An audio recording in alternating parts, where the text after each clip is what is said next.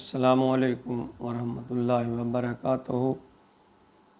پیارے مسلمان بھائیوں، بہنوں، بیٹوں اور بیٹیوں، میں غلام مصطفیٰ ہوں اور آپ دیکھ رہے ہیں میرا چینل پیام اسلام۔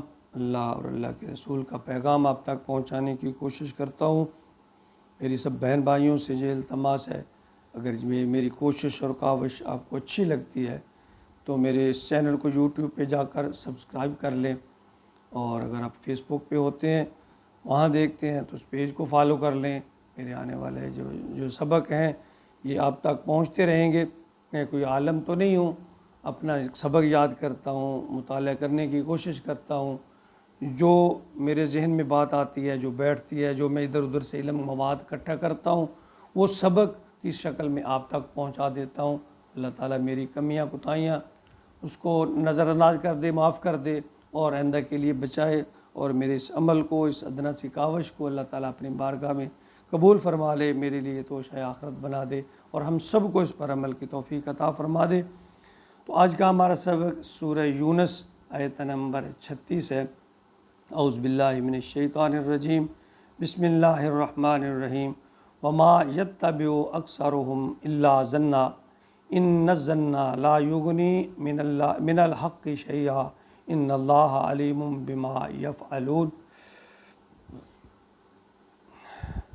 ان آیات میں اللہ رب العالمین ایک ایک کر کے انسان کے کردار کے مختلف پہلو جو ہیں ان کی رہنمائی فرماتے ہیں۔ کیا تم شکر نہیں کرتے؟ تم اچھے عمل کیوں نہیں کرتے؟ تم غور و فکر کیوں نہیں کرتے؟ تم شریک کیوں ٹھہراتے ہو؟ تم میری عبادت سے غافل کیوں ہو؟ تم کیسے فیصلے کرتے ہو؟ تو انسان کی اصلاح کے لیے یہ سب فرمان اس کے رب کی طرف سے ہیں، انسان کے لیے ہیں۔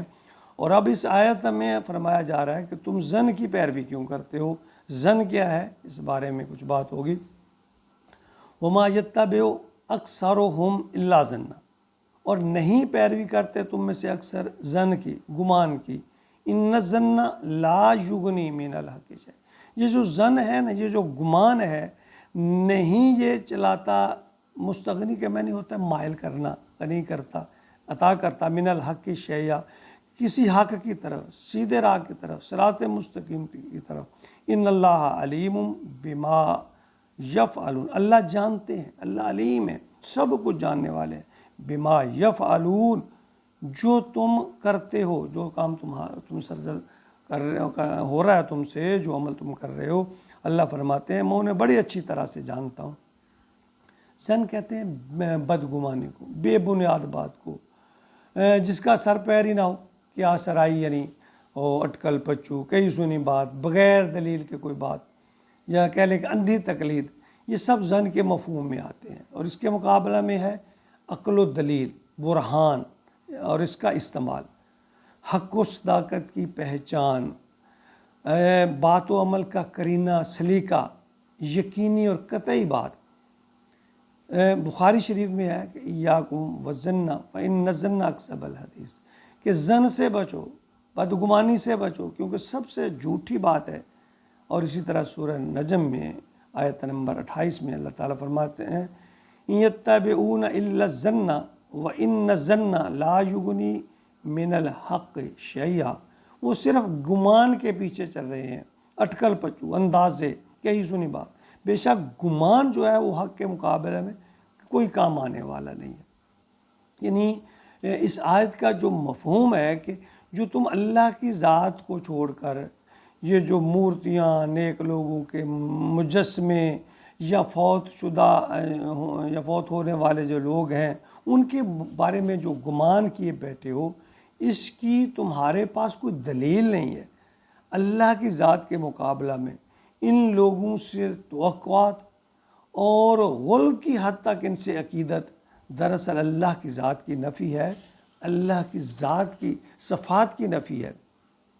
بعض لوگ یہ کہتے ہیں کہ ہم کون سا خدا کہتے ہیں یا رب مانتے ہیں اللہ کے نیک بندوں کی، نیک ہستیوں کے بارے میں بے بنیاد رائے قائم کر لینا کہ وہ ان صفات کے حامل ہیں جو اللہ کی ذات میں پائی جاتی ہیں، یا محض اللہ کی رضا کا ذریعہ سمجھ لینا۔ دیکھیں ایک بات یاد رکھیں، مخلوقات میں کوئی کتنا بھی نیک ہو، اللہ والا ہو، اللہ کا مقرب ہو، وہ ہے تو انسان عبد ہے، اللہ کا محتاج ہے۔ خود نبی مکرم صلی اللہ علیہ وسلم اپنے معاملہ میں، اپنے دینی اور دنیاوی جو امور تھے، ان سب کے معاملہ میں اللہ سے رجوع کر، اللہ سے دعا مانگ، بدر کا مقام دیکھیں، عہد کا دیکھیں، اب اللہ سے التجا کر رہے ہیں، اللہ سے مانگ رہے ہیں، اے اللہ ایسا کر دے، اے اللہ فتح نصیب فرما دے، اے اللہ مدد نصیب فرما دے۔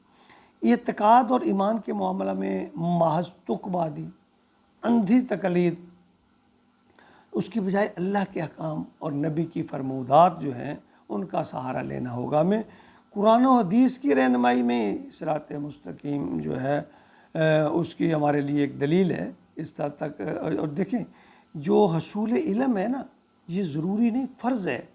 اللہ تعالیٰ فرماتے ہیں اور اتنا کم از کم علم حاصل کرنا فرض ہے کہ خالق اور مخلوق کو گڑبڑ نہ کیا جائے۔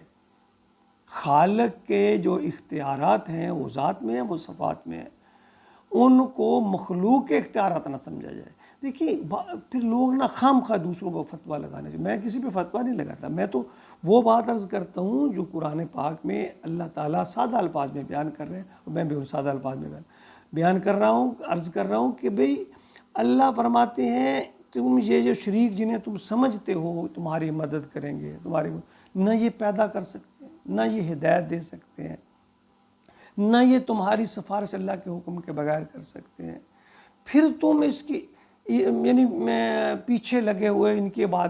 اچھا پھر یہاں ایک نقطہ جو خاص طور پہ ہے، لوگ کہتے ہیں ہم کون سی ان کی عبادت کرتے ہیں، ہم تو انہیں وسیلہ مانتے ہیں۔ دیکھیں وسیلہ اور بات ہے، وسیلہ یعنی ان کی فرمودات، ان کے کہنے، ان کے رستے پر عمل کیا جائے، ان کی اتباع کی جائے، اس میں کوئی دو رائے نہیں۔ ان کی اچھے جو کام نیک کام ہے ان کے رستے پر چلنے کے، اور تو اللہ سے دعا مانگے، یا اللہ آپ نے ان کو ہدایت دی ہے، ان پر انعامات کیے ہیں، اللہ ہمارے اوپر بھی انعامات کر، ہمیں بھی ان جیسا بنا دے۔ یہ تو بات ٹھیک ہے۔ جب ہم ان پر ہی تکیہ کر کے بیٹھ جاتے ہیں، یہ ہمارے سفارشی ہو جائیں گے، بس اس کے لڑ جاؤ، لگ جاؤ، کامیاب ہو جاؤ گے، یا بعض اوقات میں نے خود اپنے کانوں سے سنا ہے، وہ جی پیر، وہ جی بس تم ہمیں راضی کرو ہم اللہ کو راضی کریں گے۔ استغفر اللہ، استغفر اللہ۔ اللہ کی ذات کسی کی محتاج نہیں ہے، کوئی اسے پابند نہیں کر سکتا۔ نیک لوگ، نیک ہستیاں، ان کا ادب کریں، احترام کریں، پیروی کریں، ان کے رستے پر چلیں، لیکن ان کو اپنا مشکل کشا حاجت روا نہ سمجھے۔ یہ اللہ کی ذات ہے، یہ اللہ کا حق ہے، اللہ کا حق بندوں کو دینا یہ توحید کی نفی ہے۔ اللہ تعالی ہمیں اس امر سے بچائے، آمین یا رب العالمین۔